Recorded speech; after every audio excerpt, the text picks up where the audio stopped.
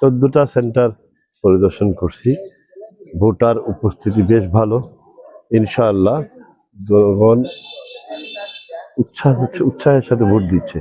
আর আমরা তো আশাবাদী যে আমরা বিপুল ভোটে ধানের শীষ বিজয়ী হবে।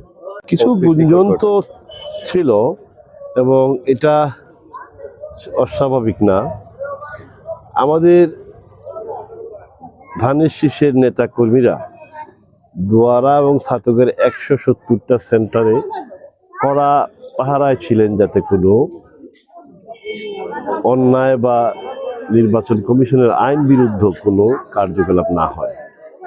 সাধারণ ভোটারদের সবার কাছে আমাদের বিনয়ের সাথে আবেদন, সবাই ধানের শীষে ভোট দিন ভবিষ্যৎ সুন্দর বাংলাদেশের জন্য, ভবিষ্যৎ সুন্দর ছাতক দোয়ারার জন্য। নতুন ভোটাররা বেশি উৎসাহ, আমরা ইনশাআল্লাহ নতুন ভোটারদের জন্য একটা নিরাপদ বাংলাদেশ এবং নিরাপদ ছাতক দোয়ারা গড়ে তুলব। আমাদের প্রিন্ট এবং ইলেকট্রনিক মিডিয়া, সোশ্যাল মিডিয়া সকলকে অনেক ধন্যবাদ। আপনারা অনেক পরিশ্রম করে পুরো বিষয়টা জনগণের সামনে তুলে ধরছেন।